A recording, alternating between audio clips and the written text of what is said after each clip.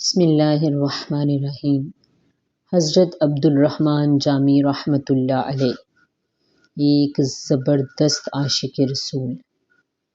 انہوں نے ایک کلام لکھا اور نیت کی کہ جب روضہ رسول صلی اللہ علیہ وآلہ وسلم پہ جاؤں گا تو یہ کلام اپنے حبیب کی بارگاہ میں سناؤں گا۔ اتنے میں امیر مکہ کو خواب آئی۔ خواب میں رسول پاک صلی اللہ علیہ وآلہ وسلم تشریف لائے اور فرمایا، جامی نام کا شخص آیا ہوا ہے، اس کو مدینے نہیں آنے دینا۔ جب امیر مکہ خواب سے بیدار ہوا تو اس نے پابندی لگا دی کہ جامی نام کا شخص مدینے میں انٹر نہیں ہو سکتا۔ اب ان کا عشق اتنا بڑا تھا، انہوں نے چھپ کر جانا چاہا اپنے نبی کے پاس، کبھی اونٹوں کے ریوڑ میں چھپ کر جانا چاہا، کبھی بھیڑوں کے ریوڑ میں چھپ کر جانا چاہا، مگر جا نہیں پائے۔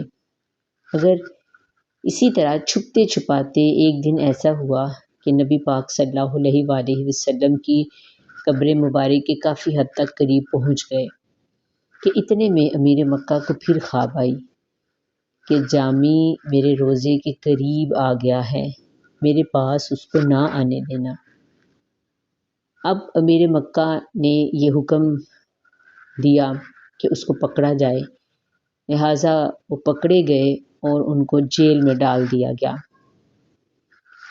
جب جامی جیل میں تھے تو امیر مکہ کو پھر خواب آئی اور نبی پاک صلی اللہ علیہ وآلہ وسلم نے کہا کہ میرا جامی مجرم تو نہیں ہے، اس نے کوئی جرم نہیں کیا، لیکن وہ میرا اتنا بڑا عاشق ہے کہ میں اس لیے کہا تھا کہ اسے میرے قبر کے پاس نہ آنے دینا کہ اس نے جو کلام لکھا ہے نا وہ میری بارگاہ میں اتنا زیادہ مقبول ہو گیا ہے۔ ابھی اس نے آ کر پڑھا نہیں، مجھے سنایا نہیں، لیکن وہ پہلے ہی اتنا مقبول ہو گیا ہے کہ اگر اس نے آ کر میری قبر پر پڑھ دیا تو پھر مجھے قبر سے باہر نکل کر اس سے مصافحہ کرنا پڑے گا۔